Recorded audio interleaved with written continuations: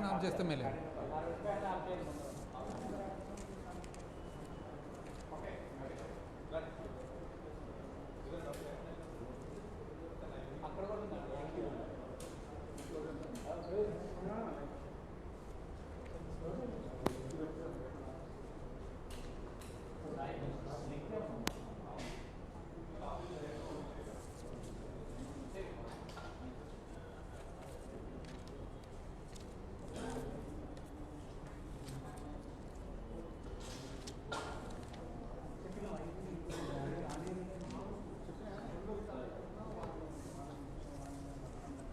ఇట్లా పెడితే రాదా?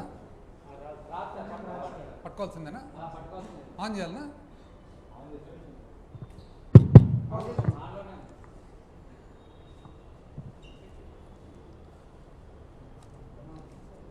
నిన్న ఆంధ్రప్రదేశ్ రాష్ట్ర ముఖ్యమంత్రి నారా చంద్రబాబు నాయుడు గారు white paper on state finances అని అసెంబ్లీ సాక్షిగా రిలీజ్ చేయడం జరిగింది. అయితే ఆ వైట్ పేపర్ డాక్యుమెంటు బాగా దాదాపు 30 చిల్లర పేజీలు ఉంది డాక్యుమెంటు పీపీటీ రూపంలో. అది చూస్తే చాలా ఆశ్చర్యంగా ఉంది. ఇప్పుడు ఇందులో ఈ వైట్ పేపర్ అనేది ఎవరైనా కానీ ఎప్పుడు రిలీజ్ చేస్తారు?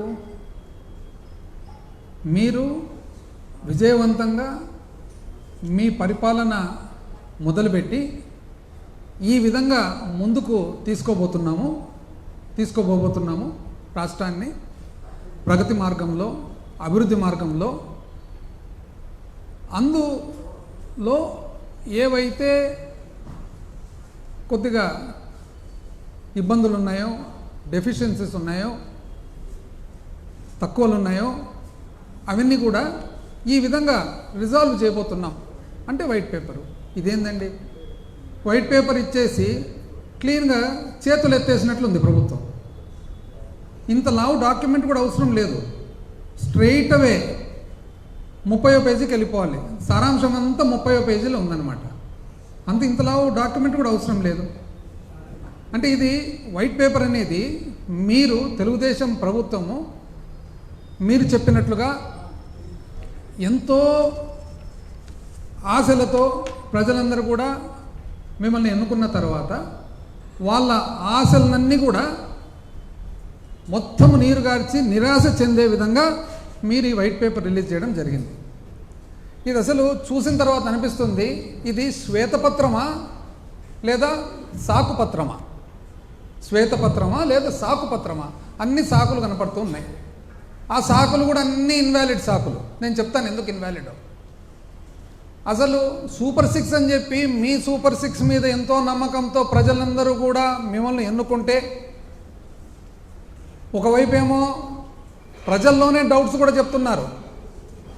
అసలు ఈ విధంగా ఇన్ని సీట్లు ఎట్లు వచ్చినాయి, ఈ విధంగా ఇంత మెజారిటీలు ఎట్లు వచ్చినాయని చెప్పి ప్రజలు ప్రశ్న ఒకవైపు. ఈ మధ్యకాలంలో సీనియర్ ఐఏఎస్ ఆఫీసర్స్ కూడా ఎంతోమంది ప్రశ్న వేస్తున్నారు అసలు ఎన్నికల విధానంలో. సరే, ఏది ఏమైనా కూడా సూపర్ 6 ఇప్పుడు మొదలు కాకముందే మొట్టమొదటి ఓవర్లోనే సూపర్ 6 డక్అవుట్ అయినట్లుంది. సూపర్ 6 కాస్త డక్అవుట్.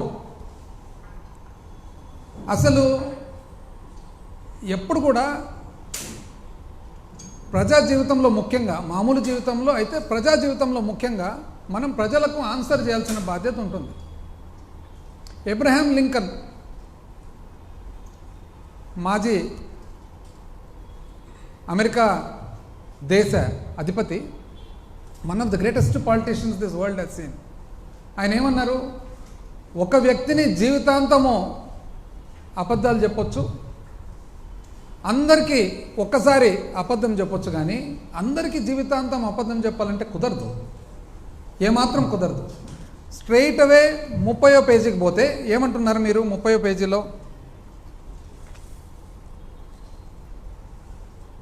ఇంచుమించు అంటే 1,000 కోట్లు ఇటు అటులో మాట్లాడాలంటే 2,50,000 కోట్లు, 1,000 కోట్లు ఇటు అటు అనుకోండి, 2,50,000 కోట్లు మీకు అవసరం ఉంది పరిపాలనకు. ఏం పరిపాలన అదేది? సహజమైన మామూలు పరిపాలన, అంటే మీ స్కీములు ఇంకోటి ఏమి లేకుండా ఓన్లీ జీతాలు, పెన్షన్లు, అప్పు కట్టడము, వెల్ఫేర్ పెన్షన్స్, విద్యుత్తుకు సంబంధించిన సబ్సిడీ, పీడిఎస్ మన రైస్కు సంబంధించిన subsidy, minimum Aarogyasri, diet, MDM, anganwadi, centrally assisted state plan, programmes and అడ్మినిస్ట్రేషన్కు మాత్రమే. అయితే 2,40,000 కోట్లు మీకు ఆదాయం ఉంది. 10,000 కోట్లు అసలు ఈ మామూలు కేవలం జీతాలు, భత్యాలు, అప్పు అండ్ మన వెల్ఫేర్ పెన్షన్స్కు సంబంధించిన పరిపాలనకే 10,000 కోట్ల అప్పు ఉంది, తక్కువ అవుతుంది. కాబట్టి ఏం చేయాలి? అయ్యా, నువ్వు చాలా మేధావివని కదా నిన్ను ఎన్నుకునేది, నీకు అపారమైన అనుభవం ఉందని కదా నిన్ను ఎన్నుకునేది. ఈరోజు నువ్వు ఏం చేయాలి అని చెప్పి మీరే ప్రజలకు ప్రశ్న వేస్తే, ప్రజలతో పాటు పార్ట్నర్షిప్తో మనము ఆలోచన చేద్దాం. ఇంకేందండి పార్ట్నర్షిప్? ప్రజలు చేసే పని చేసేసినారు, ఇక మీది బాధ్యత. ప్రజలు ఏం చేస్తారు దీంట్లో? పార్ట్నర్షిప్. ప్రజలు వెయిట్ చేస్తున్నారు, వేచి. అసలు ఎప్పుడెప్పుడు మీరు ప్రతి ఒక్క ఇంట్లో ఉండే ప్రతి పిల్లలకు అమ్మఒడిస్తారు, ఎప్పుడెప్పుడు 18 ఏళ్ళు నిండంగానే మహిళలకు మీరు నెలకు 1,500 ఇస్తారు, ఎప్పుడెప్పుడు 60 సంవత్సరాల ముందే 50 సంవత్సరాలకే మీరు 4,000 రూపాయలు పెన్షన్ ఇస్తారు, ఎప్పుడెప్పుడు మీరు రైతు భరోసా 20,000 రూపాయలు సంవత్సరానికి ఇస్తారు, ఎప్పుడెప్పుడు మీరు మన అన్ఎంప్లాయిడ్ యూత్కి అంతా కూడా, నిరుద్యోగులకు అందరికి కూడా మీరు నెల నెల డబ్బులు ఇస్తారని చెప్పి అసలు కాసుకొని ఉన్నారు అందరూ. మీరు ఇవన్నీ పక్కన పెట్టి సూపర్ 6ను డకౌట్ రూపంలో పక్కన పెట్టి అసలు మామూలుగా చేయవలసిన స్కీమ్ కూడా, అంటే ఈ సమయానికి 5 సంవత్సరాలు కూడా అసలు బళ్ళు తెరిచేటప్పటికి ఇవ్వవలసిన అమ్మఒడి కూడా ఇవ్వకుండా ఆలోచన చేద్దాము, డేటా తీసుకోవాలి అంటే ఇదేందండి డేటా? అంటే మీరు 6 వైట్ పేపర్లు రిలీజ్ చేస్తారే, డేటా లేకుండానే రిలీజ్ చేస్తారా? అంటే డేటా లేకుండా వైట్ పేపర్ రిలీజ్ చేస్తారా? జగన్మోహన్ రెడ్డి గారు నిన్న మాట్లాడుతూ బాగా చక్కగా చెప్పినారు. ఏందుండండి డేటా? సింపుల్ డేటా కదా. పిల్లలు ఎంతమంది ఉన్నారు? 40 లక్షల చిల్లర మంది తల్లులు. పిల్లలు ఎంతమంది ఉన్నారు? 80 లక్షల చిల్లర మంది పిల్లలు. 80 లక్షల చిల్లరు ఇంటూ 15,000 మీరు చెప్పినదే. దానికేమి అంత పెద్ద డేటా ఏముంటుంది దీంట్లో? ఇంకా డేటా కావాలి అని అంటారు. అసలు ఎంత అన్యాయంగా అంటే ఫస్ట్ మొట్టమొదటి నుంచే మొదలు పెడితే ఏమన్నారు ఫస్ట్లో?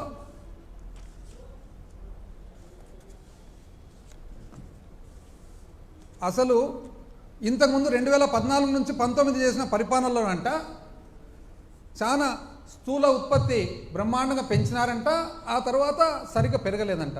అవునండి?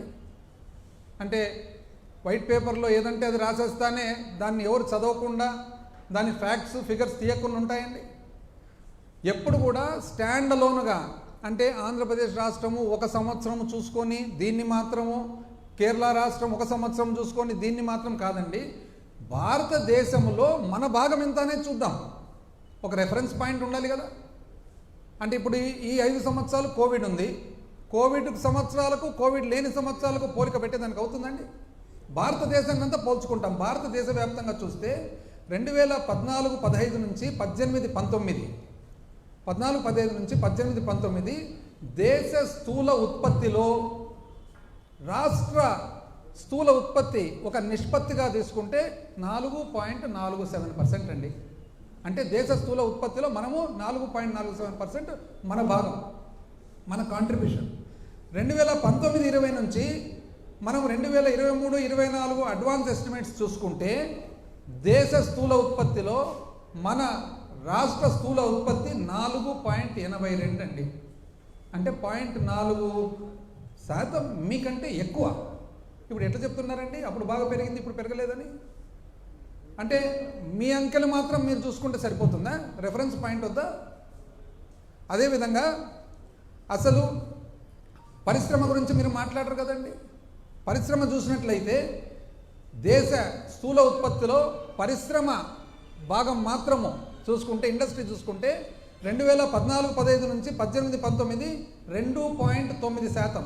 అంటే ఆంధ్ర రాష్ట్ర భాగము కాంట్రిబ్యూషన్ టు నేషనల్ జీడిపి చూస్తే 2.9% అయితే 2019-20 నుంచి 2023-24 అడ్వాన్స్ ఎస్టిమేట్స్ వరకు చూస్తే 4% అండి.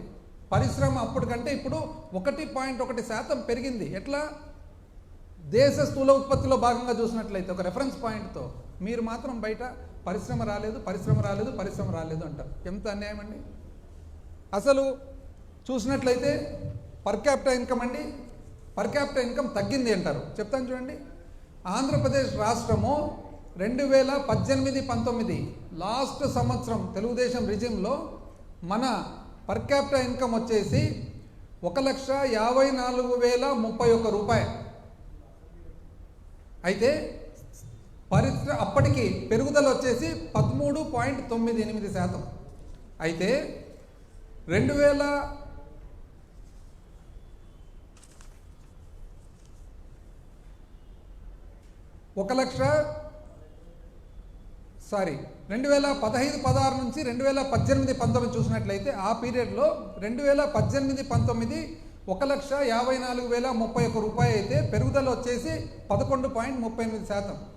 సేమ్ థింగ్ 2019-20 నుంచి 22-23 చూసినట్లయితే 2022-23 సంవత్సరంలో 2,19,518 రూపాయలు పెరుగుదల వచ్చేసి 13.98 అంటే 14%. ఎవరు ఎక్కువ అండి? 18-19లో ఉన్న 11.4% ఎక్కువనా, 22-23లో ఉన్న 13.98 అంటే 14% ఎక్కువనా?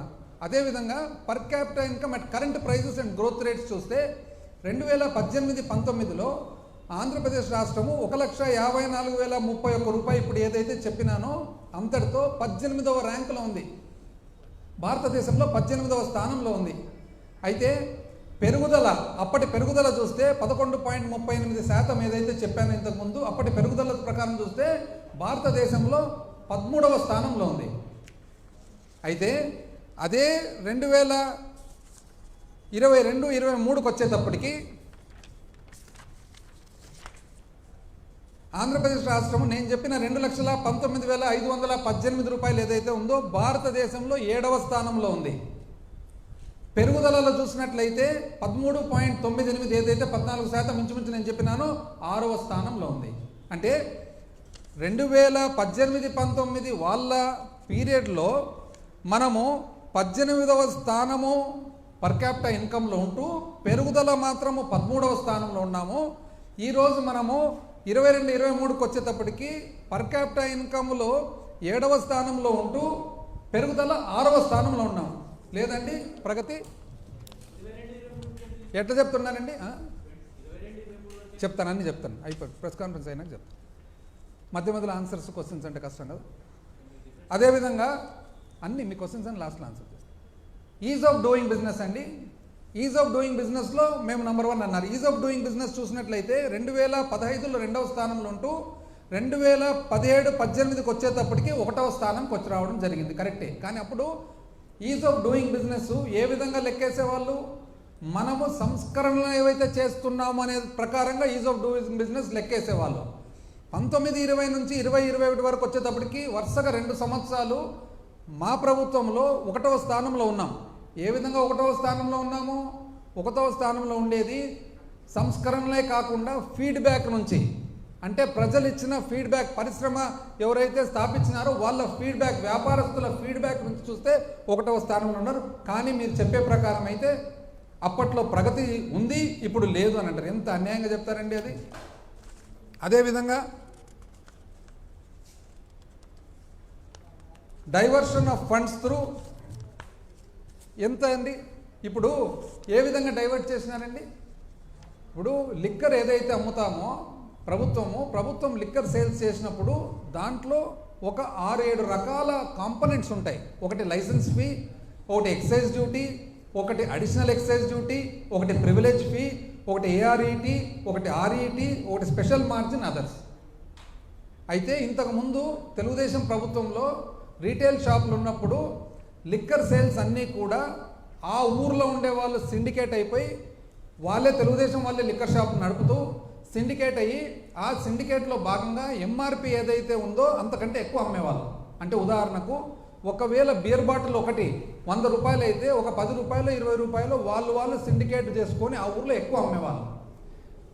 మా ప్రభుత్వం వచ్చిన తర్వాత ప్రభుత్వం ఎప్పుడైతే సేల్స్ స్టార్ట్ చేసిందో ఆ సేల్స్ స్టార్ట్ చేసిన తర్వాత ఆ అన్ఆథరైజ్డ్గా అనధికారికంగా ఏదైతే ఎక్కువ రేట్ అమ్ముతున్నారో అందాజుగా అది ఎంత అని కనుక్కొని దాన్ని ఏఆర్ఈటి అంటే ఉదాహరణకు 100 రూపాయల బీర్ ఒకవేళ 110 రూపాయలు అమ్మే పాట అయితే ఆ 10 రూపాయలు అనధికారికంగా ఏదైతే వసూలు చేస్తూ ఉన్నారో అది ఏఆర్ఈటి అని పెట్టి ఆ ARET additional retail excise tax పెట్టి ఆ ఏఆర్ఈటిని ప్రభుత్వంకు సంబంధించిన స్టేట్ డెవలప్మెంట్ కార్పొరేషన్ యొక్క కార్పొరేషన్కు సంబంధించిన అప్పు దిద్దేదానికి ఎస్క్రో చేసి ఆ అప్పు కూడా ఏ విధంగా చేయడం జరిగింది, అది చట్టపరంగా అసెంబ్లీలో చట్టం చేసి చేయడం జరిగింది. ఆ అప్పు కూడా దేనికి కేవలం 4 రైతు భరోసా, అదేవిధంగా ఆసరా, అదేవిధంగా చేయూత, అదేవిధంగా అమ్మఒడి, కేవలం 4 కార్యక్రమాలకు మాత్రమే. అంటే ఒక మందు సీసా అమ్మితే మందు సీసా మీద అనధికారికంగా ఎవరైతే సంపాదిస్తున్నారో అనధికారికంగా సంపాదనను అధికారికంగా తీసుకొని ఆ డబ్బులతో మాత్రమే ఈ 4 మంచి స్కీములు జరిగితే దాన్ని అన్యాయం అండి అని అన్నారు. మరి ఈరోజు మేధావులు కదా, మేధావులు అయితే మరి ఏ విధంగా మీరు 2 నెలలు అయినా కూడా ఇంచుమించు అదే సేల్స్ నడుపుతున్నారండి? ఎందుకు నడుపుతున్నారు అదే సేల్స్? అదేవిధంగా స్టేట్ ఫైనాన్షియల్ కార్పొరేషన్ ఏదైతే పెట్టినారో ఏమన్నారు, rerouting diversion of funds, maritime board, Streenidhi, mineral development corporation, ఇటువంటివి ఎన్నో సంస్థలు. వాస్తవానికి ఈ సంస్థల్లో ఏవైతే డబ్బులు ఉన్నాయో ఆ డబ్బులన్నీ కూడా అవి బ్యాంకుల్లో పెట్టేవాళ్ళు, అవసరానికి మాత్రం వాడుకుండేవాళ్ళు. బ్యాంకుల్లో ఏదైతే పెడుతున్నారో ఆ బ్యాంకు బదులు స్టేట్ ఫైనాన్షియల్ కార్పొరేషన్ సర్వీసెస్ అని చెప్పి ఒక కంపెనీ ఫ్లోట్ చేసి, ప్రభుత్వ కంపెనీ, ఆ కంపెనీలోకి తీసుకొని ఆ బ్యాంకు కంటే కూడా 1.5% ఇంచుమించు ఎక్కువ వడ్డీ ఇస్తూ ఆ డబ్బులను ప్రభుత్వ ఖర్చులకు వాడడం జరిగింది. తప్పేముందండి దీంట్లో? ఏం తప్పుంది అంటే బ్యాంకులో పెట్టినారు, బ్యాంకు బదులు 1.5%, 0.5% ఇంకా ఎక్కువ వడ్డీ ఇవ్వడం జరిగింది. అదే కంపెనీలోకి తీసుకోవడం జరిగింది. ఆ కంపెనీ ఏది? Under the companies act. అది ఎవరు? ఆర్బీఐ కింద ఉండే కంపెనీ. అది ఆడిట్ ఎవరు చేస్తున్నారు? సిఏజీ చేస్తుంది ఆడిట్. ఏ విధంగా దీన్ని తప్పంటున్నారు? దీనివల్ల చాలా చెల్లాచెదురు అయిందంట. ఎట్లయితుందండి చెల్లాచెదురు? ఇంకోటి state spending beyond states resources, అంటే మన శక్తి కంటే ఎక్కువ ఖర్చు పెడుతున్నారు. ఎట్లయిందండి? ఇప్పుడు మీరు చెప్పారు కదా ఇంతకుముందు పేజ్ 30లో ఏమని చెప్పినారు మీరు? ఈ విధంగా చాలకొస్తున్నాయి డబ్బులు. మీరు చెప్పండి సమాధానం మీరే. అన్నిటికంటే ఎక్కువ జీతాలు భత్యాలు 90 చిల్లర వేల కోట్లు. అదే కదండి హైయెస్ట్. మీకు తెలిసే కదా జరిగింది. 42% పిఆర్సీ ఫిట్మెంట్ మీరు ఇచ్చిన తర్వాతనే కదా పెరిగిండేది. ఈరోజు నెక్స్ట్ 33,000 కోట్లు వెల్ఫేర్ పెన్షన్స్, మీకు తెలిసే కదా జరిగిండేది. మీరు మంచి అనుకున్నారో ఇంకోటి అనుకున్నారో మీరు చేసినారు. మీరు చేసడం వల్ల పెరిగింది, అయిపోయింది. మీరు చేసినారు, పెరిగింది. మళ్ళీ దానివల్ల మీరెందుకు బాధపడుతున్నారు? వేరే వాళ్లకు ఎందుకు ఆపాదయాలను చూస్తున్నారు అనేది పాయింట్. అన్నిటికంటే ముఖ్యం అప్పు, రాష్ట్ర అప్పు. అబ్బా అసలు అప్పు గురించి చూస్తే అసలు ఎంత అన్యాయంగా అప్పు గురించి ఎడా పెడా అప్పులు, పైగా ఓడి ఈనాడు ఏమాత్రం తగ్గని రాష్ట్ర ప్రభుత్వ రుణాలు. మంచిది. అప్పులతో నెట్టుకొస్తున్నాం యనమల రామకృష్ణుడు గారు. అప్పులపై అబద్ధాలు, ఏబిఎన్ ఆంధ్రజ్యోతి. కొత్తగా ఇంకొక 1000 కోట్ల అప్పు, అబ్బా. అప్పుల్లో సరికొత్త రికార్డు, అబ్బా. ఇదెవరు? ఈనాడు. మరో 1000 కోట్లు అప్పు, ఈనాడు. 3,000 కోట్లు అప్పు, ఈనాడు. అనధికారికంగా అప్పులు, ఈనాడు. దాచేస్తే దాగని దారుణం, ఇదెవరు? ఆంధ్రజ్యోతి, ఈనాడు. ఆంధ్రజ్యోతి. ఇంకో 1000 కోట్ల అప్పు, ఆర్బీఐకి అనుమతి. రాష్ట్రానికి గుడిబండగా అప్పులు, ఈనాడు. గ్రాంట్లలో భారీ కోత, ఏబిఎన్. ఆస్తుల సృష్టి లేదు, పురంధేశ్వరి గారు, ఈనాడు. ఇది ఇంకా ఆశ్చర్యం, చెప్తా ఎందుకు అనేది. ఆ తర్వాత ప్రజల నెత్తున 10 లక్షల కోట్ల అప్పు, పురంధేశ్వరి గారు. కాక్కు చెప్పవన్నీ కాకి లెక్కలు.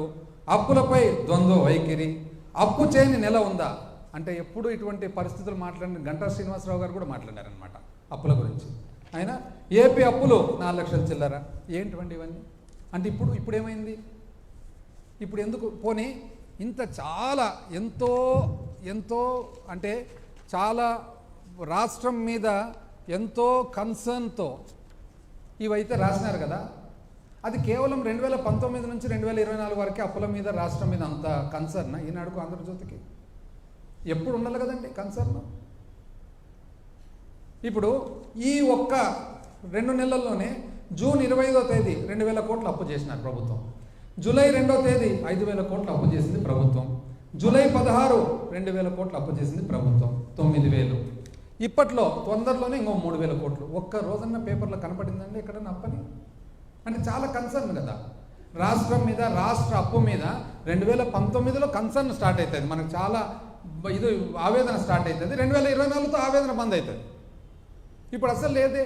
అసలు నిజం చెప్పాలంటే 5000 కోట్ల అప్పు అనేది ఎప్పుడు జరగలేదు రాష్ట్ర ప్రభుత్వంలో. 2 సార్లు జరిగేది. ఎప్పుడు తెలిసిన? మొన్న టీడీపీ ప్రభుత్వంలో జూలై 2, 2024 5000 కోట్లు. మళ్ళీ అంతకుముందు ఏప్రిల్ 5, 2019 ఎలక్షన్ల సమయంలో ఇంకా తెలుగుదేశం పార్టీ ప్రభుత్వం ఉండగా 5000 కోట్లు. అప్పట్లో అప్పులండి మే 14, 2014 2000 కోట్లు, సెప్టెంబరు 2000 కోట్లు, సెప్టెంబరు 2000 కోట్లు, 2019 1000 కోట్లు, 5000, 500, 500, 5000, 2500, 1000.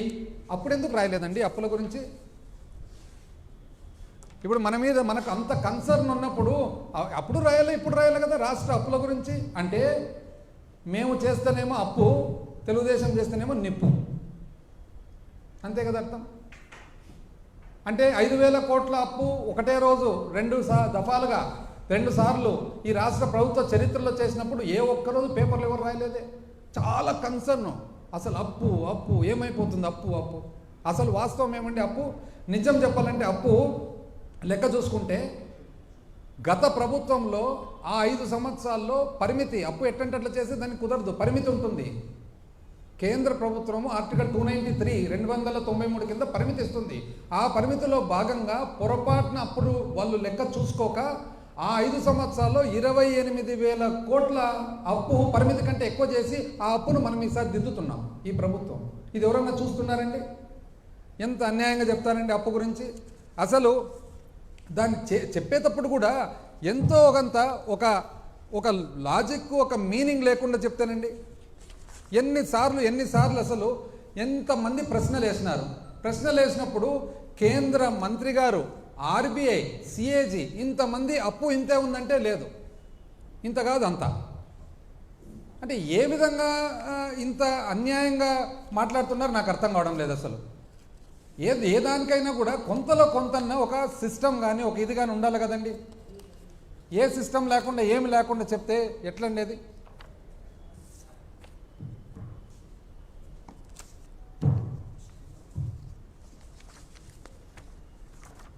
నిన్న ముఖ్యమంత్రి గారు చెప్పడం జరిగింది ఏమని, యావరేజ్గా 21% 2014 నుంచి 15లో పెరిగితే 12% చిల్లర 2019 నుంచి 24 వరకు పెరిగిందని లెక్కలతో పాటు ఇచ్చినారు.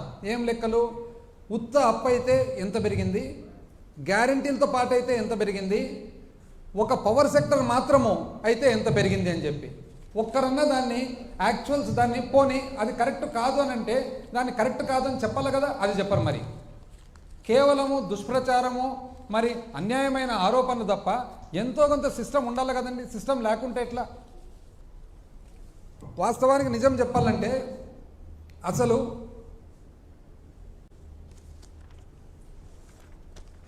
అప్పు గురించి 1,18,051 కోటి ప్యూర్లీ గవర్నమెంట్ అప్పు ఉండగా అది 2 లక్షల ఏది రాష్ట్రం ఏర్పడినప్పుడు 2014లో అది 2,71,795 కోట్లు. 2019 తెలుగుదేశం పార్టీ దిగిపోయేటప్పటికి అది 5,18,000 కోట్లు.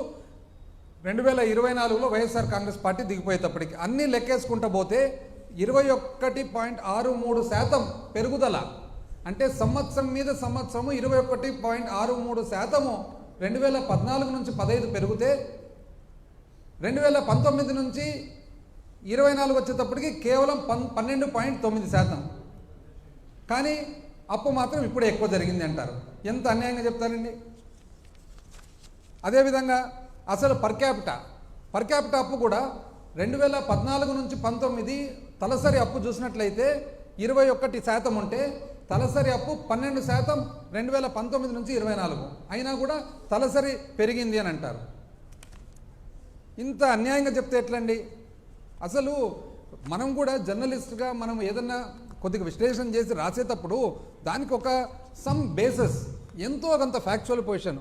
ఇప్పుడు పొలిటికల్ లీనింగ్స్ ఉండొచ్చు, ఒక్కొక్క మీడియా సంస్థకు ఒకరోజు పొలిటికల్ లీనింగ్స్ ఉండొచ్చు. నిజం చెప్పాలంటే వాస్తవము, పొలిటికల్ పార్టీ తరఫున డైరెక్ట్గా పేపర్ ఉండేది ఎవరండి? ప్రజాశక్తి, విశాలాంధ్ర. వాళ్ళు ఎప్పుడన్నా రాంగ్ రాసినారండి? ఎప్పుడన్నా వాళ్ళు రాంగ్ రాసినారా? నాకు తెలిసి ఎప్పుడు కరెక్ట్గా ఉంటుంది వాళ్ళది. ఇన్ఫ్యాక్ట్ పొలిటికల్ పార్టీ తరఫున డైరెక్ట్గా పేపర్ పెట్టుకున్నారు కాబట్టి ఏదన్నా ఇటో అటో రాజకీయంగా రాయాలంటే వాళ్ళు రాయాలి, కానీ మిగతాది ఏదండి ఇంత అన్యాయంగా రాసేది? ఇది కాక ఫైనల్గా 31 పేజీకి వచ్చేసినారు. 31 పేజీకి వచ్చి ఫైనాన్షియల్ స్ట్రెస్, డిస్ట్రెస్. ఏమంటారు డిస్ట్రెస్ ప్రకారము? 2 లక్షల అంటే మీరు చెప్పే ప్రకారము మీరేమన్నారు? ఫస్ట్ మీరు నన్ను గెలిపించుకోండి, బ్రహ్మాండమైన పరిపాలన ఇస్తాను, నేను సూపర్ 6 ఇస్తాను, ఇంటింటికి. చూసినారు కదండి వీడియోలో, వాళ్ళ మంత్రి ఒక ఆయన అసలు ఇంటింటికి పోవడము, అమ్మ ఎంతమంది ఉన్నారు పిల్లలు, నీకు 15, నీకు 15, నీకు 15, నీకు 15, 60, ఇట్లా 15, 16, 17, 18 ఇష్టాంతరాన్ని చెప్పుకుంటా ఇండ్లిండ్లు తిరుగుతున్నాయి.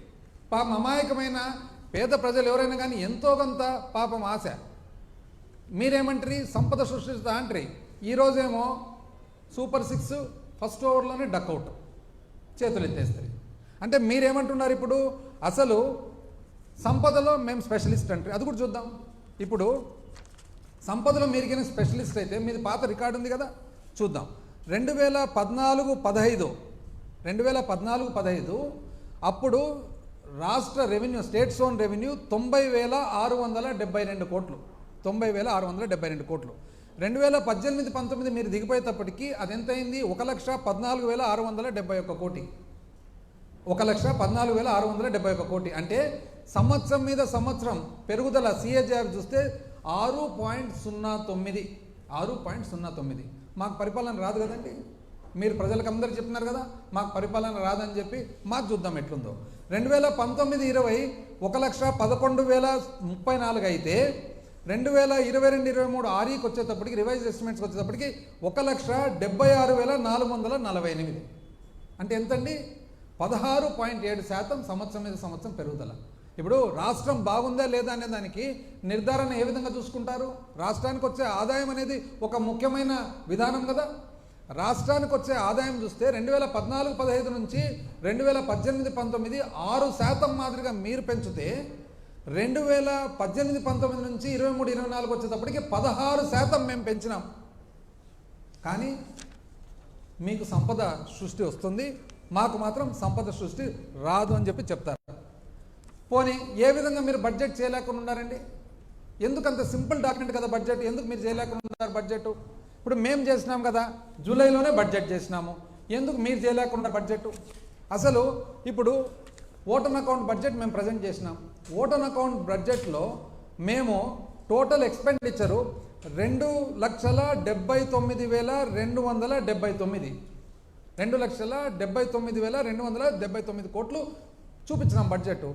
ఎంత వచ్చిందండి? 2,75,276 కోట్లు. అంటే మేము చూపించిన 2,79,279 కోట్లకు గాను అందాజుగా ఒక 4,000 కోట్ల కంటే తక్కువ డిఫరెన్స్తోనే బడ్జెట్ కంప్లీట్ చేసాం. మీరెందుకు చేయలేకుండా ఉన్నారండి? మీరు ఎందుకు చేయలేకుండా ఉన్నారంటే మీకు తెలియక కాదు. ఏముంటాయి దాంట్లో బడ్జెట్ ఫిగర్స్? బడ్జెట్ ఫిగర్స్ ఏమంటే దాంట్లో రాబడి ఎంత ఉంటుంది, మీరు మూలధన వ్యయం ఎంత ఉంటుంది, మీరు ఖర్చు పెట్టేది ఎంత అని చెప్పి.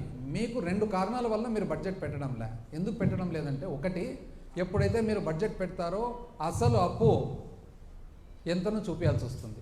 అసలు అప్పు ఎంతైతే చూపిస్తారో మీరు చెప్పిన, ఒకరైతే 14 లక్షలు, ఒకరు 13 లక్షలు, ఒకరు 10 లక్షలు, ఒకరు 12 లక్షలు. ఏందండి అన్యాయంగా? అరే ఒకవైపు కేంద్ర ఆర్థిక శాఖ మంత్రి వర్యులు చెప్పినారు ఏమని, అప్పు ఎంత ఉందని. ఒకవైపు CAG రిపోర్ట్ ఇస్తుంది, ఒకవైపు RBI రిపోర్ట్ ఇస్తుంది. అది కాదని చెప్పి ఎవరు కొద్ది వాళ్ళు. అసలు అక్కడ కేంద్ర ఆర్థిక శాఖ మంత్రి వర్యులు స్టేట్మెంటు 4 లక్షల చిల్లర కోట్లు ఇస్తే ఇక్కడ బీజేపీ స్టేట్ ప్రెసిడెంట్ 13 లక్షలు అంటారు. ఎక్కడ 4 ఎక్కడ 13? ఏమన్నా అర్థం ఉందా దీనిలలో? అసలు ఇంత అన్యాయంగా దాంట్లో ఎట్లా? ఇప్పుడు చివరికి ఏం చేసినారు, 9,74,556 అంటారు. అది ఏ విధంగా? 4,38,278 రాష్ట్ర అప్పది ఒప్పుకుంటున్నాం, okay. Public account liability 80,914, okay. Corporation మీరు 2,48,000 అంటున్నాం, మేము కాదు 2,18,000 అంటున్నాం. కార్పొరేషన్ ఎట్లా తప్పపోతాయండి? కార్పొరేషన్ అకౌంట్స్ అన్నీ కూడా ఏ అకౌంట్ చూసినా కూడా పబ్లిక్ కంపెనీస్ అవి. అంటే ఎలక్ట్రిసిటీ డిస్కాము, సివిల్ సప్లైస్ ఇవన్నీ కూడా ఆడిట్ జరుగుతుంది. కంపెనీస్ యాక్ట్ కింద ఫార్మ్ అయిన కంపెనీలో ఆడిట్ జరుగుతుంది. ఆ ఆడిట్ ఎవరు? సిఏజీ ఆడిట్ చేస్తుంది. ఎట్లా తప్పిస్తారండి వాళ్ళు? రెండో పాయింట్, సివిల్ సప్లైసు పవర్ సెక్టరు 36,000 కోట్లు, 33,400 కోట్లు అంటే డబుల్ ఎంట్రీనా? ఆల్రెడీ మీరు చెప్పిన కార్పొరేషన్ డెట్లో కార్పొరేషన్ లోపల వచ్చేస్తాయి ఇవి, రెండోసారి మళ్ళీ చూపిస్తారు. అంటే అంత అమాయకంగా ఉంటామా? అంటే ఒకవైపు ఆల్రెడీ కార్పొరేషన్ అప్పు కింద చూపిస్తారు, మళ్ళీ పవర్ది ఇంత అప్పు అని చెప్తారు. ఎట్లా వస్తుందండి? Out standing due to vendors అంటే కాంట్రాక్టర్లకు అప్పులంట, 90,000 కోట్లు ఇంకా అప్లోడ్ చేయలే అంటారు. అప్లోడ్ చేయని ఎట్లా చెప్తారండి మీరు అప్పని? అప్లోడ్ అయితే కదా మీకు తెలిసేది. అయిపోతుందమ్మా, అన్నీ అయిపోయి తొందరపడకు, ఉంది కదా టైం. అదేవిధంగా డ్యూస్ టు ఎంప్లాయీస్ ఒప్పుకుంటున్నాం. ఈ విధంగా చూస్తే ఎంత వస్తుందంటే ఇంచుమించు మేము చెప్పిన 7 లక్షల చిల్లర కోట్లకు దరిదాపులు దగ్గరకు వస్తుంది. కానీ మీరు మాత్రము ఎక్కడ మీరు చెప్పిన 14 లక్షలు, ఎక్కడ ఇంకోరు చెప్పిన 13 లక్షలు, ఎక్కడ ఇంకో లాస్ట్ చివరకు గవర్నర్తో కూడా అబద్ధం చెప్పిస్తారు 10 లక్షల కోట్లు అని చెప్పి. ఇప్పుడు దాన్ని రీచ్ కావాలా, ఎట్లా రీచ్ కావాలనేది దీనివల్ల మీరు ఇప్పుడు బడ్జెట్ ప్రజెంట్ చేయడంలే. రెండవది, మీరు బడ్జెట్ ఎప్పుడైతే ప్రజెంట్ చేస్తారో ఆటోమేటిక్గా బడ్జెట్లో మీరు మీ స్కీములన్నీ పెట్టాల్సి వస్తుంది కదా. ఇప్పుడు మీరేమంటున్నారు? డక్అవుట్ అన్నారు, ఏం చేసేదానికి కుదరదు కాబట్టి ఏం చేయాలనో ప్రజలతో సంప్రదిద్దామని.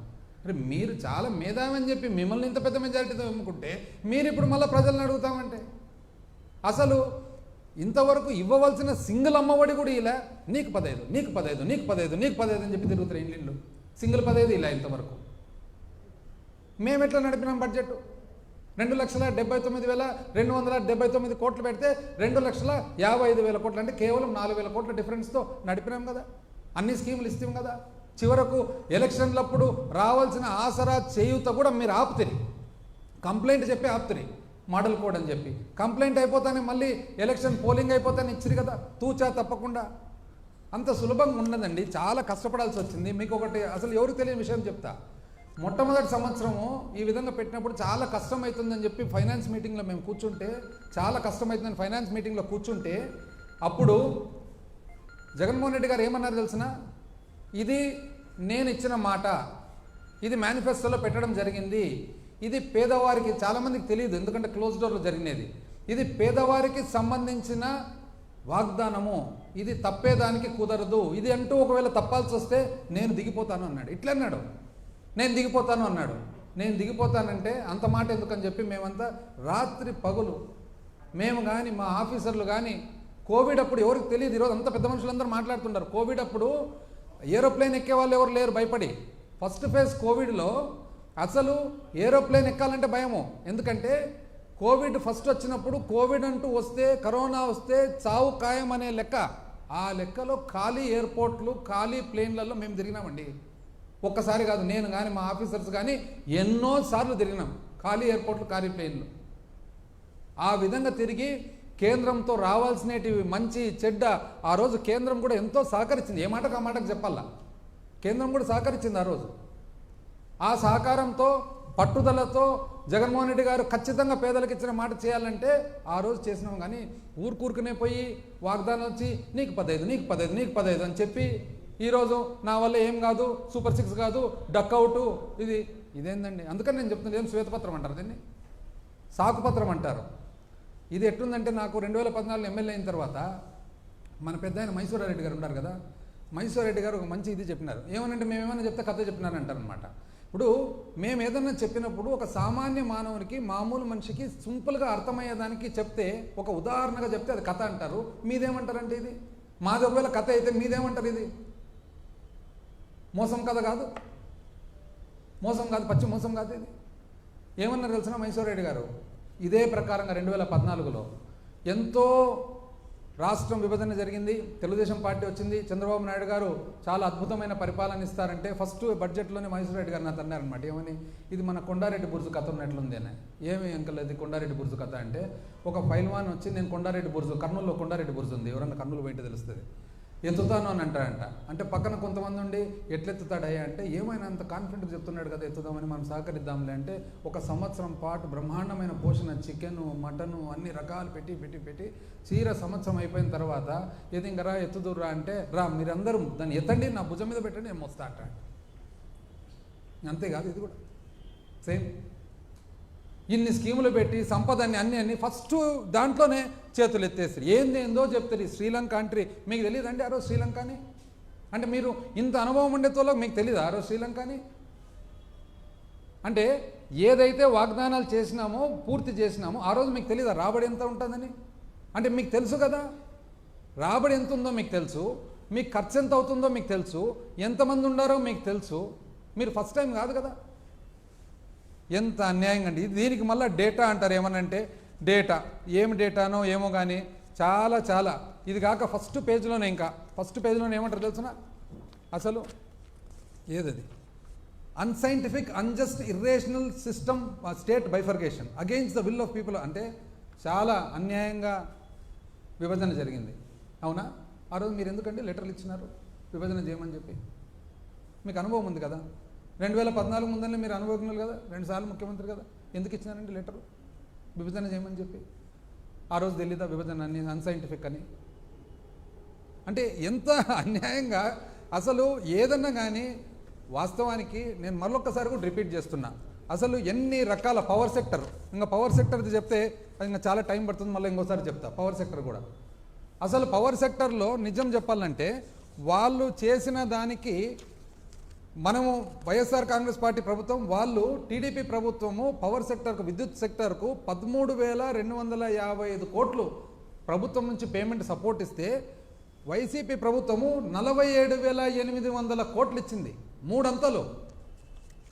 కానీ విద్యుత్ సెక్టరు వాళ్ళకు తెలుసునంట, తెలియదంట పరిపాలన.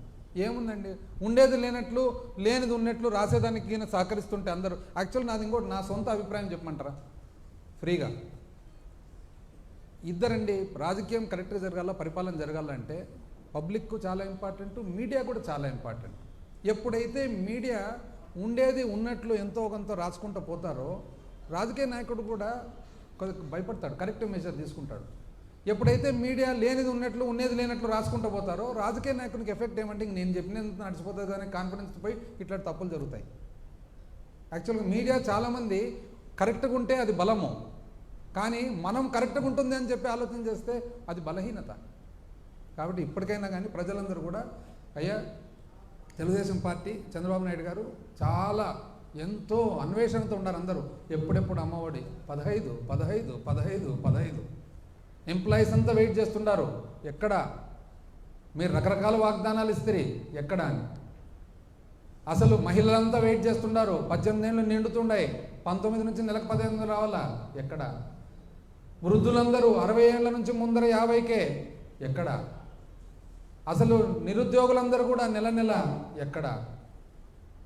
పిల్లలందరూ కూడా ఎంతమంది ఉంటే అంతమంది, ఇవన్నీ వెయిట్ చేస్తున్నారండి. మీరు ఒక్కటి కూడా కాకుండా అసలు సూపర్ 6 బై డక్అవుట్ అని ఫస్ట్ ఓవర్లోనే డక్అవుట్ అని చెప్పి ఇదంతా మీరు ప్రియాంబుల్ మాది ఎత్తేసేదానికి ప్రియాంబుల్ మాది పెడితే ప్రజలంతా అమాయకులండి. దయచేసి వద్దండి. మేము కష్టపడినట్లు మీరు కూడా కష్టపడండి. ఎంతో ఆలోచనతోనే, మీరు మేధావులు కదా, ఎంతో ఆలోచనతోనే వాగ్దానాలు చేసినారు. దయచేసి ఆ వాగ్దానాలంతా అట్ ద ఎర్లియస్ట్ కంప్లీట్ చేసేటట్లు చూడండి.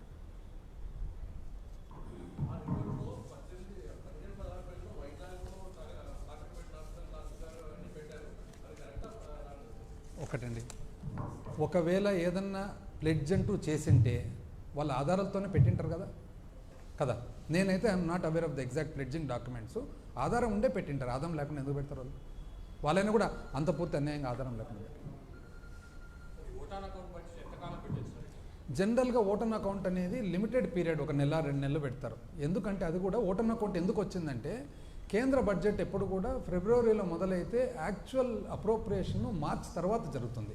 అయితే మార్చ్ ఏప్రిల్ నెలలో ఫైనాన్షియల్ ఇయర్ స్టార్ట్ అవుతుంది కాబట్టి జీతాలు అట్లాంటి ఏదైతే మన కమిటెడ్ అండ్ ఎసెన్షియల్ ఎక్స్పెండిచర్ ఉందో ఆ ఎక్స్పెండిచర్ వరకు చేసుకునే దానికి ఓటన్ అకౌంట్ అయితే fresh schemes new schemes vote on అకౌంట్లో పెట్టి జనరల్గా ఓటన్ అకౌంట్ అవసరం లేదు.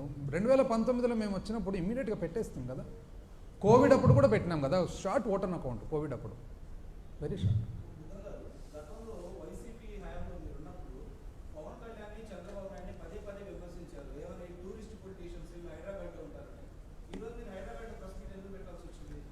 హైదరాబాద్ అనేది ఎట్లంటే ఒక కేంద్ర మన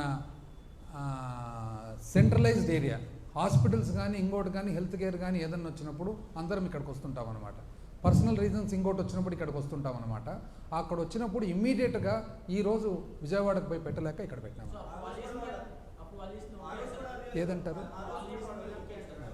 ఒకరోజు ప్రెస్ మీట్ పెట్టేదానికి 1.5 సంవత్సరం హైదరాబాద్ ఉండేదానికి తేడా ఉంది కదండి. ఇప్పుడు ఈరోజు అర్జెంటుగా పోయి విజయవాడలో ప్రెస్ మీట్ పెట్టేదానికి మనకు హైదరాబాద్లో కొన్ని హాస్పిటల్స్ అనుకోండి, హెల్త్ రీజన్స్ అనుకోండి, ఎన్నో ఉంటాయి. వచ్చినప్పుడు ఇమ్మీడియట్గా నేను 2 days వెయిట్ చేయలేను కదా పోయేదాన్ని.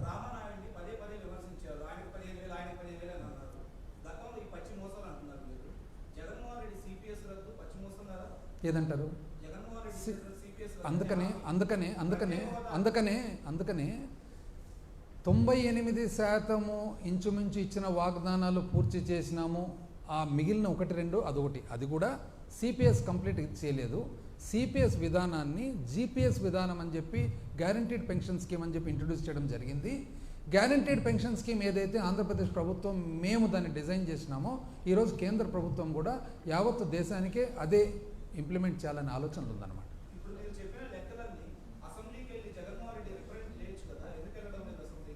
అసెంబ్లీకి ఎందుకు వెళ్ళడం లేదంటే మీరు చూస్తున్నారు కదా పరిస్థితులు అక్కడ. అది మీరు అసెంబ్లీకి పోయి అక్కడ పోయితే తెలుస్తుంది అనమాట పరిస్థితులు ఎట్లుంటాయి. ఏం పరిస్థితులు అంటే ఏం పరిస్థితులు అని మనం ఇక్కడ నుంచి కూర్చుంటే ఎట్లయితుంది, అక్కడ పోతే తెలుస్తుంది.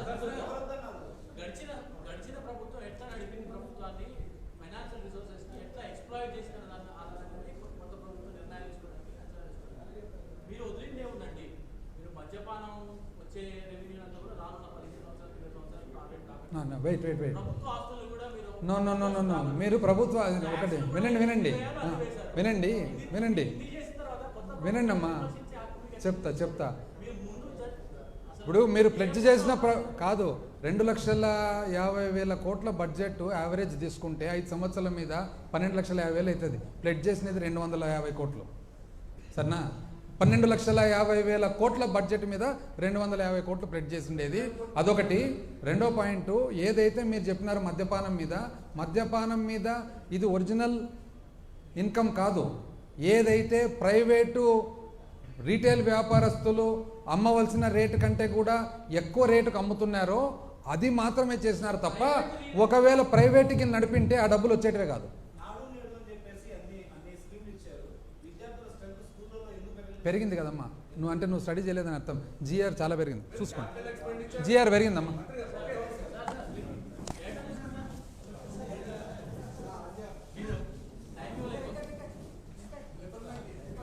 నువ్వు ఇచ్చిన క్వశ్చన్స్ అని చెప్తే కదా.